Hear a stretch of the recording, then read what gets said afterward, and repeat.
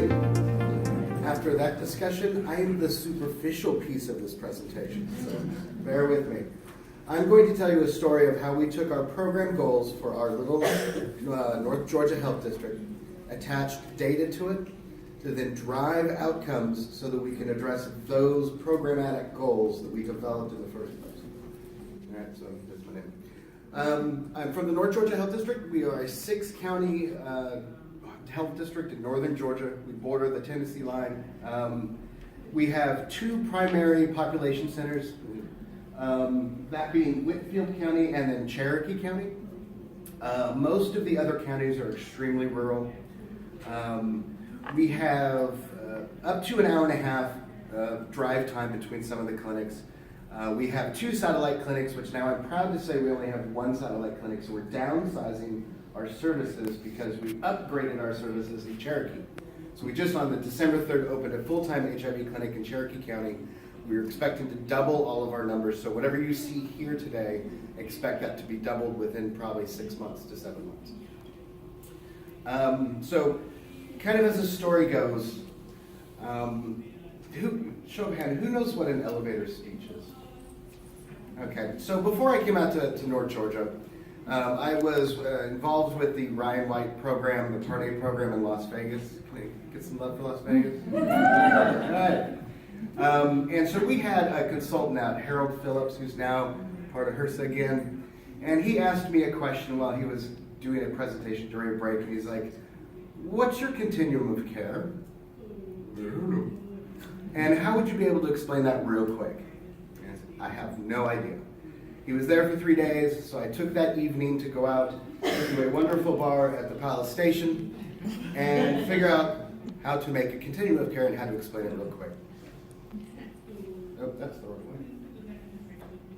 There it is. Fast. Find them, assess them, stabilize them, treat them. If you can't talk about that in an elevator, then there's probably no one in there with you, because it should be pretty straightforward. So these are our program goals. So I stole this from Vegas. I went out to Georgia, and I decided, look, is it scalable? Because this was for a TGA. Wanted to see if it would be something that we could put into a clinic setting. So we're Part C. Essentially what we did is train the staff, got everyone to start getting that into their heads. So finding them is testing, prevention, outreach, those types of things. We identified a judicial diversion system that has individuals going through it, first-time offenders, drug users, prostitutes, those types of things. We do on-site testing for both HIV and Hep C free of charge twice a month. We pulled incredible numbers out of it. We have drug court. We interact with the drug court, which is kind of a second offense type of place where they give life skills, those types of things. Again, we provide education, risk reduction on transmission, and how to protect yourself. We have a very frisky population of students at Dalton State College. We're there at least once a month while school is in, and it's incredible the number of tests we get out of that place. And then also we have a PrEP clinic in Whitfield County.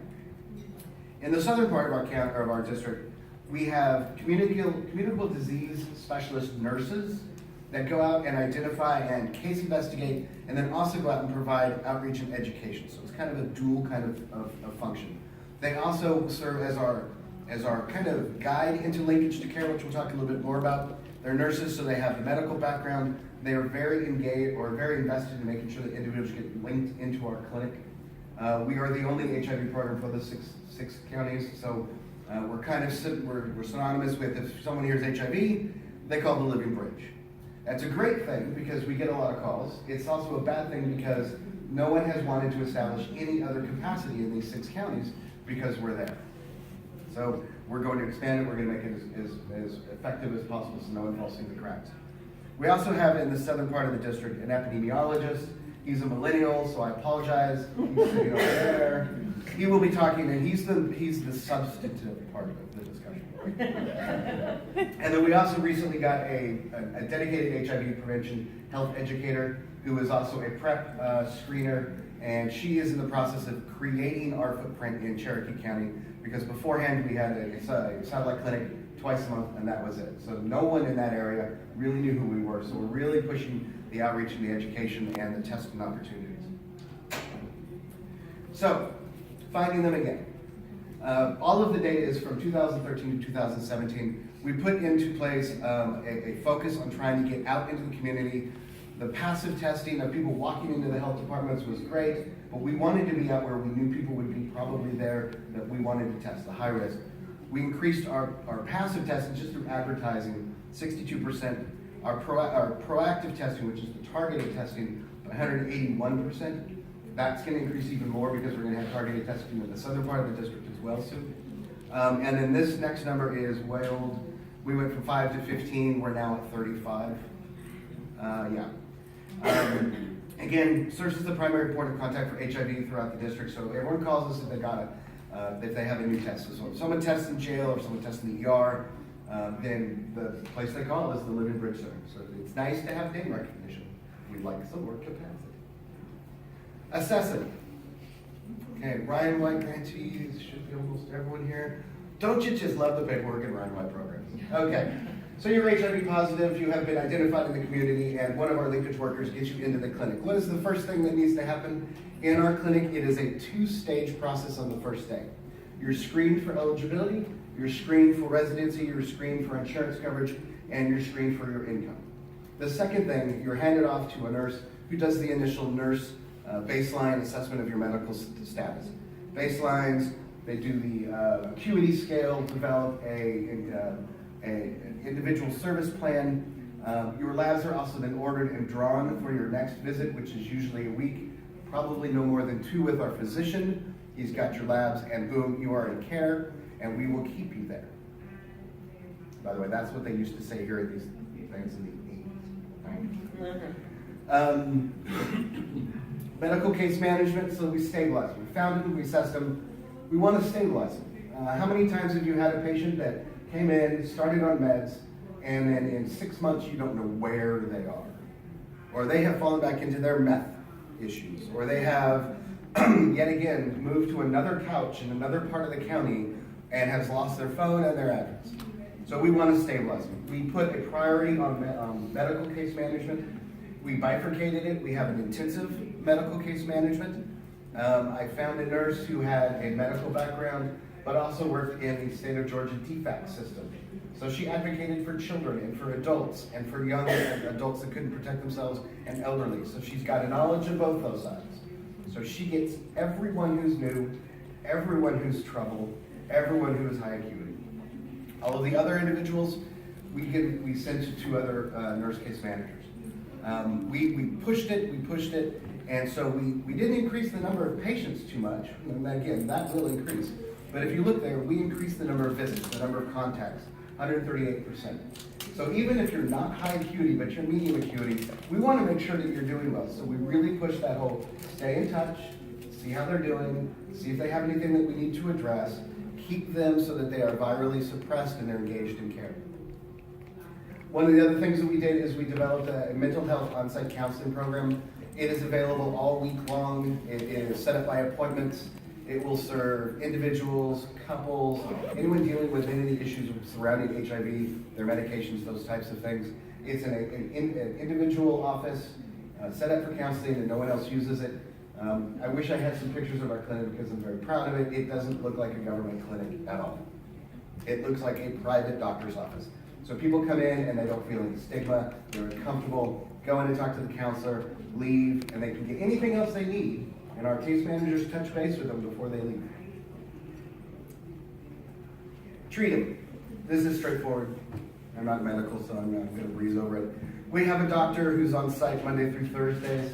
We have a triage nurse, 2 nurse case managers, an intensive case manager nurse, a nurse supervisor, a benefits coordinator, which is incredibly important, a data manager, and 3 support staff. This is just in our northern clinic. We will be replicating that staffing pattern in Cherokee County within the next 6 months. We have an on-site lab for routine blood draws. One of the things we found is if you have someone coming in and getting their medical care and all that stuff, and then you give them a lab requisition and tell them to go to LabCorp, they never go. And so we hired a lab tech on site. They come in and they leave and everything is done. There's nothing else they have to do except for answer the phone when we call them. We have a dental program attached to the Whitfield County Health Department. So we send our individuals through that, as well as we have a network of contracted dentists. and then an on-site nutritionist who the intent is that she will cycle through every single patient through the course of the year for at least some type of an assessment. Again, we started looking at trying to absolutely push as much as possible the treatment piece of this from 2013 to 2017. So an increase in patients, 11%, new patients, 32%. Again, all of these numbers are now void because they've gone up like crazy. Our currents, it says here 208. From 2017 to now, it is now up to 235, and it's just continuing to grow. Medical care visits increased. Our mental health increased. Our dental services increased.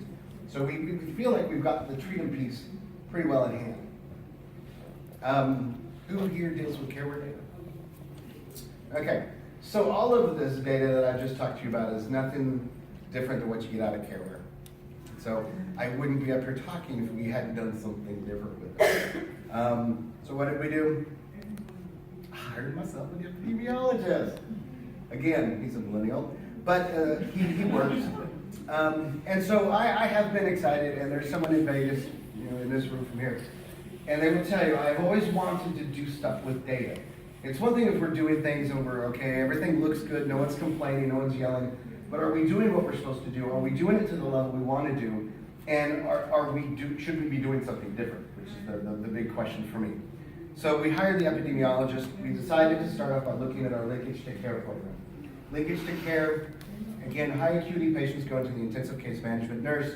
The CDSs find a patient, look immediately into her. I wanted to see if we could compare high acuity patients' viral loads and low acuity patient viral loads, see if there's some kind of a seasonal effect on that, because have you ever heard SAD, seasonal affective disorder?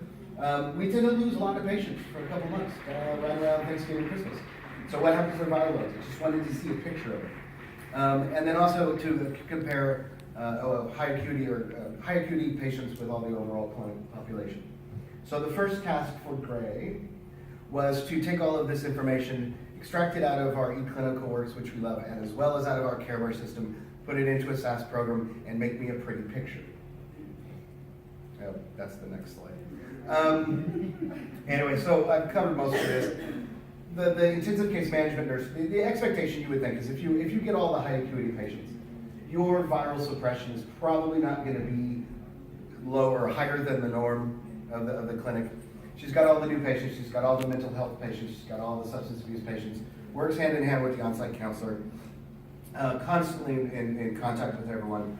We are proud of our retention and care numbers in 89.94. So when we wanted to look at how much work does she need to put into it to get these people virally suppressed, and this is where the picture comes in.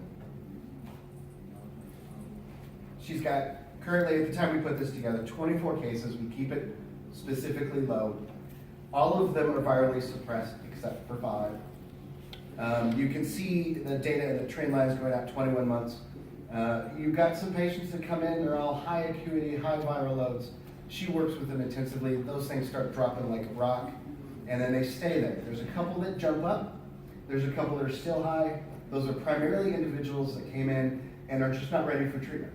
We had one who was bipolar, he was schizophrenic, he was homeless. We weren't going to give him meds because we would just immediately destroy one of the meds that he could take because he wasn't going to be adherent. We put him up in housing, extended stay. We got him transportation, home visits, everything we could do. Injectable mental health medications once a month so that he could stabilize. We've got him on meds, and now he's virally suppressed. I think he's. So anyway, so I saw that picture and I was just like, wow, I love it. I want to do more. And so we sat down, my epidemiologist and I, and we kind of spitballed some things of what we wanted to do. And again, going back to the FAST thing, the assessment, the assessment thing is that you can measure that by the number of visits, and if you fill out all the paperwork correctly. The stabilizing thing, that was great, the picture just before. But I really wanted to work more on the F and the T. The T is a great thing for CareWare, but the F is kind of where all of the fun was. And so we wanted to put a true out of care project together. So this isn't necessarily what the state says you have out of care. This isn't what we think because we know where some of the people have gone. This is down to the actual individual. for every individual living in our district that has HIV and is still alive. So great little data geek on that one in a second. The internal-external care cascade. This is something that's going to tell us, at least when we talked about it, how's our population in comparison to the overall population in our district that's receiving care elsewhere? Are we doing good? Are we doing better? Or do we need to catch up? And then we have a top 10 list, which is just fun. And then a targeted outreach map, which is really trying to put together science, data, and geographic locations so that our health educator isn't running all over the place when she can learn that, take this, and focus on just a couple of places. So before I turn it over to Greg Clevenger, do you have any questions for the non-substantial piece of the presentation? No. Talking about your caseloads for your intensive and non-intensive case management, how many do you have for intensive? You said about 25, right? It was 25 at the time that we put this together. I think we keep her no more than 30.